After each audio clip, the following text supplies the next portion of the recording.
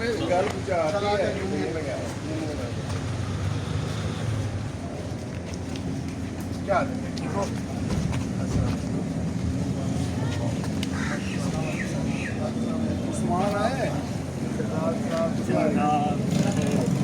दफा कॉलेज वाला मंजूर कराया, पिछली दफा जोर थोड़ा लाया नहीं नहीं वो नहीं, इस दफा थोड़ा वो नजर आ रहा पीछे तो नारे मरेंगे आने ना मैं मेरे को और प्यारे वसीम के लिए हमारी जान भी हाजिर है।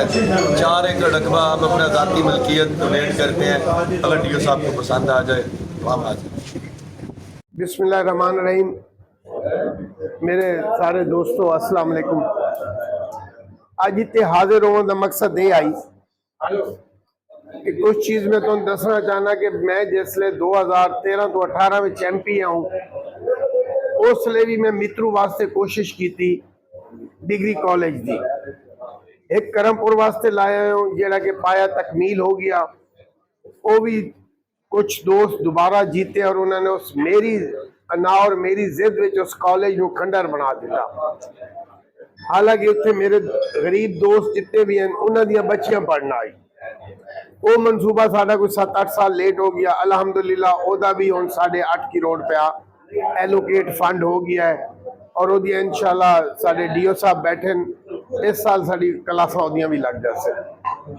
मित्रू दा भी पिछली दफा डिग्री कॉलेज होया, रकबे की वजह तो या ओदू ऑन कर लिया ताहिर इकबाल चौधरी साहब ने, पर उन्होंने फातिहा दरूद तो इलावा तो और कोई काम है कोई ना। वो भी डिग्री कॉलेज वापस चला गया। हुण इस दफा मेरी चीफ मिनिस्टर नाल मुलाकात हुई, मैं दोबारा अल्हम्दुलिल्लाह 30 करोड़ रुपया फंड एलोकेट हो गया। हुण रकबे का मामला है। मियाँ मुमताज मित्रू साहब भी बैठे, मियाँ समी साहब भी बैठे, बाकी गुलाम हसन नंबरदार साहब है, जाम खादिम साहब बैठे, भाई अल्लाह दीदा साहब बैठे, भाई टिक्के खान जवेद, भाई सजाद, सारे दोस्त, भाई अजमल में हूँ कहीं ना लवा। ये कॉलेज तुहाडे बच्चों के मुस्तकबिल है। जेड़ियां बेटियां मेरियां धियां मैट्रिक करन तो बाद ना मैलसी जा सकती हैं, ना बिहाड़ी, ना टिब्बा, ताकि बच्चियां इतने कम अज कम ग्रेजुएट हो जाए और अल्लाह करसी मजीद तरक्की होते MA दियां क्लासां भी शुरू हो जासन, MPhil दियां भी हो जासन। अज साडा मकसद है इत्थे इकट्ठे होने का कि रकबे की कोई निशानदही की जाए या कोई सबान सानू डोनेट कर देवे या सरकारी रकबा जिथे पिया है वो इस वास्ते हाजिर होए हैं।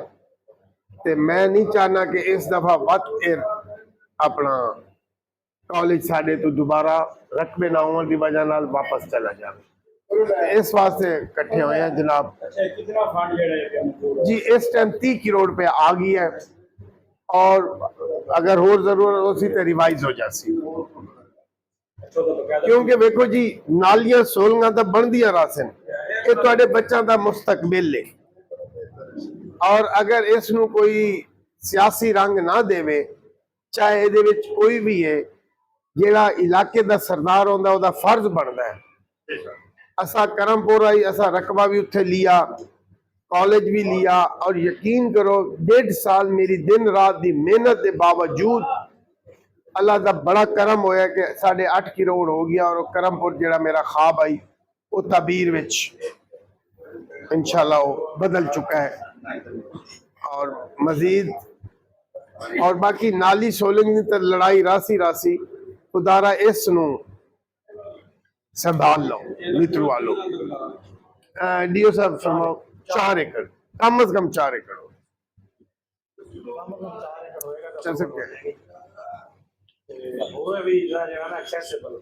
ठीक है ਇਹਦੇ ਵਿੱਚ ਜਿਤਨੀ ਵੀ ਰਕਮ ਮਲਕੀਅਤੀ ਹੋਵੇ ਜਾਂ ਸ਼ਾਮਲਾਟ ਹੋਵੇ ਇਹ ਤਾਂ ਕੋਈ ਸ਼ਰਤ ਕੋਈ ਨਹੀਂ। ਐਸਾ ਜਿਹੜਾ ट्रांसफर हो जाए गवर्नमेंट ਨਾਲ ट्रांसफर हो जाए, ट्रांसफर हो गया तो उसके बाद ਜਿਹੜਾ वर्क शुरू होएगा, वरना नहीं होगा।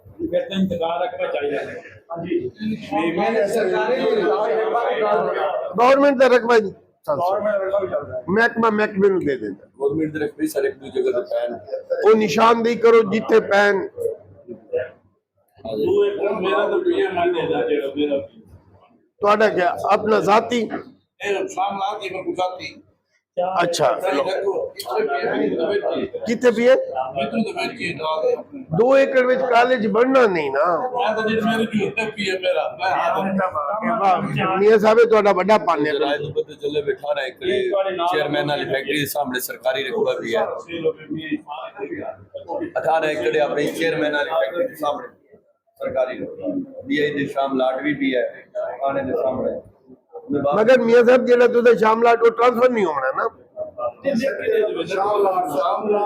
महकमे ਨੂੰ ट्रांसफर चाहिए ਮੇਰੀ ਸੁਣੋ ਨਾ ਅੱਗੇ ਹਸਪਤਾਲ ਦੇ ਪਹਿਲੇ ਜਿਹੜਾ ਹਾਇਰ ਸੈਕੰਡਰੀ ਸਕੂਲ ਮੌਜੂਦ ਆ ਉਹ ਸ਼ਾਮਲਾਟ ਦੇ ਕੋਲ ਨਹੀਂ ਕਰ ਸਕਦਾ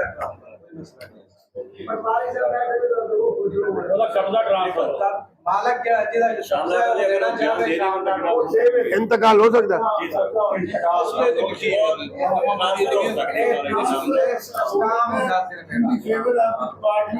काम लिखा जाए चेयरमैन साहब